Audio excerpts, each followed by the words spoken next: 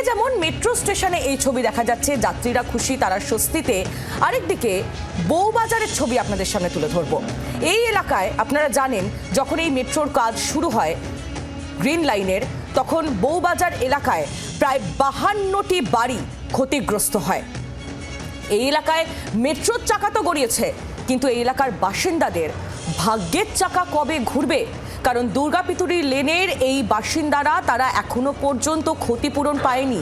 তাদের বাড়ি তৈরি করার আশ্বাস দেওয়া হলেও সেই আশ্বাস এখনো আশ্বাসে থেকে গিয়েছে। কি বলছেন সেখানকার বাসিন্দারা জানবো। অয়ন শর্মা আমাদের প্রতিনিধি সরাসরি রয়েছেন দুর্গাপিতুরি লেন থেকে আমাদের সঙ্গে। অয়ন, এখনো পর্যন্ত মেট্রো চালু হয়ে যাওয়ার পরও এখনো পর্যন্ত ওই এলাকার বাসিন্দারা তারা ক্ষতিপূরণ পেলেন না, তারা তাদের বাড়ি পেলেন নয়, তাদের মাথার উপর এখনো পর্যন্ত কোনো স্থায়ী ছাদ নেই। কি চাইছেন তারা, কি বলছেন?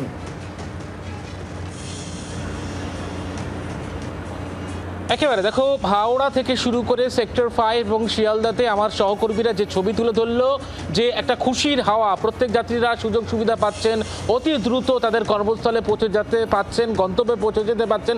কিন্তু বর্তমানে দুর্গাপিতুরি লেন, যে দুর্গাপিতুরি লেনের একেবারে তলা দিয়ে মেট্রো চলে গিয়েছে, সেখানকার মানুষরা কিন্তু তাদের মনে কোনোভাবেই খুশি নেই। তারা রীতিমতো মানসিক যন্ত্রণায় ভুগছেন, কারণ তারা তাদের মাথার উপরে ছাদ হারিয়েছেন, অনেকের বাড়ি ভাঙা পড়েছে এই মেট্রোর কাজের জন্য, এবং এখন স্থান ফিরে পাবেন, কবে তাদের ফিরতে পারবেন তা নিয়ে কিন্তু রীতিমতো অনিশ্চয়তা রয়েছে।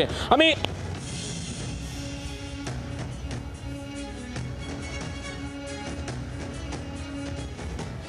সম্ভবত যোগাযোগ বিচ্ছিন্ন হয়ে গেছে। আমাদের প্রতিনিধি অয়ন শর্মা দুর্গাপিতুরি লেনের ছবিটা আপনাদের সামনে তুলে ধরছিল। আরও একবার যোগাযোগ করেছি আমরা। অবস্থা পড়ে রয়েছে, যেটা আমার বাড়ির তলা দিয়ে একটা স্টিল লাইন চলে গেছে। মানে যখন ট্রেন যাচ্ছে আসছে আমরা সমস্ত ভাইব্রেশনটা পাচ্ছি। এর ফলে কী হয়েছে, আমাদের সমস্ত মানে বাড়ির ভেতরে যে ফাটল থেকে শুরু করে সমস্ত কিছু মানে তজনজ হয়ে আছে। মানে আমরা আতঙ্কের মধ্যে বিশাল বাস করছি, যে কোনো মুহূর্তে আবার একটা দুর্ঘটনা ঘটতে পারে, যে হতেই পারে। যখন চারিদিকে যেমন অন্যান্য স্টেশনগুলো দুর্ঘটনা ঘটছে, ভেঙে যাচ্ছে, ভঙ্গুর হচ্ছে, মানে এখনো বলছেন আতঙ্ক, যে চলাচল শুরু হয়ে গিয়েছে, তলা দিয়ে মেট্রো যাচ্ছে, যখন তখন আতঙ্ক রয়েছে। আতঙ্ক মানে মানে মানে 100%-এর মধ্যে 100% আতঙ্ক। যে আতঙ্ক নিয়ে থাকা, মানে আমরা ছেলে পুলে বউ বাচ্চাদের নিয়ে আমাদের বসবাস করছি। মানে আমরা যাকে বলে বাঘের সাথে সুন্দরবন থাকে আর কুমিরের সাথে জলে থাকে, এই অবস্থা। মানে এখনো পর্যন্ত এই পাড়া থেকে বাড়ি ঘর দিয়ে কবে ফিরে পাবো যায় না। নিচের কাজটা শেষ, কিন্তু ওপরের কাজ কবে পাবো আমরা অনিশ্চয়তা।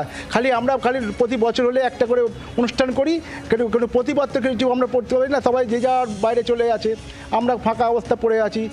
যেমন পাচ্ছে, আমার বাড়ির পেছন থেকে শুরু করে সমস্ত তজনজ। কতগুলি বাড়ি ক্ষতিগ্রস্ত হয়েছিল, ভাঙা হয়েছিল এখনো পর্যন্ত সবকটা বাড়ির মধ্যে মোটামুটি 34টা বাড়ি ভাঙা পড়েছে।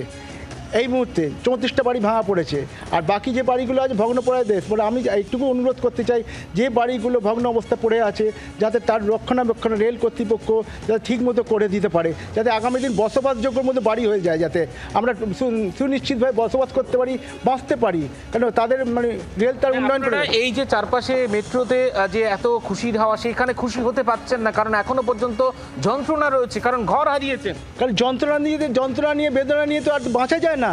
আমার রোজ আমি সকাল থেকে রাত্রির অবধি আমি আতঙ্কে ভুগছি। তাহলে এটা কি আমার খুশি? খুশি তো আমার তো বসে গেছে, মাটির তলায় বসে গেছে। এ কি সে খুশি? আজকে একজন সরকার তার নিজের খুশি করতে গিয়ে আমাদের খুশি তো হারিয়ে গেছি। আমরা সাধারণ বাসিন্দা, দুর্গাপিতুরি পাড়া বাসিন্দাটা আমরা খুশিটাকে হারিয়ে ফেলেছি। কি বলা হচ্ছে আর রেল কর্তৃপক্ষের তরফ থেকে? রেল কর্তৃপক্ষকে বলা হচ্ছে যে পুনরায় যে অবস্থা আমাদের পাড়া ছিল, ঘর বাড়ি ছিল, সেইভাবে ফিরিয়ে দিক। আর যে বাড়িগুলো ভগ্নপ্রায় অবস্থা আছে সেইগুলো রিপেয়ারিং। কি বলছে, কবে ফিরে পাবে? অর্থাৎ অয়ন আশ্বাস মিলেছে বটে, কিন্তু এখনো পর্যন্ত সেই আশ্বাসের বাস্তবায়ন হয়নি। কিন্তু কবে মাথার উপর স্থায়ী ছাদ পাবেন এই ক্ষতিগ্রস্ত বাসিন্দারা, সেদিকেই তারা এখনো পর্যন্ত তাকিয়ে রয়েছেন, এবং এখনো পর্যন্ত তারা ঘোর অনিশ্চয়তায়। সেই ছবিটাই ধরা পড়লো। অনেক ধন্যবাদ তোমায় অয়ন শর্মা, আমাদের প্রতিনিধি দুর্গাপিতুরি লেন থেকে আমাদের সঙ্গে ছিলেন। আমাদের প্রতিনিধি অয়ন ঘোষাল, রণয় তিওয়ারি এবং দেবব্রত ঘোষ আমাদের সঙ্গে ছিলেন।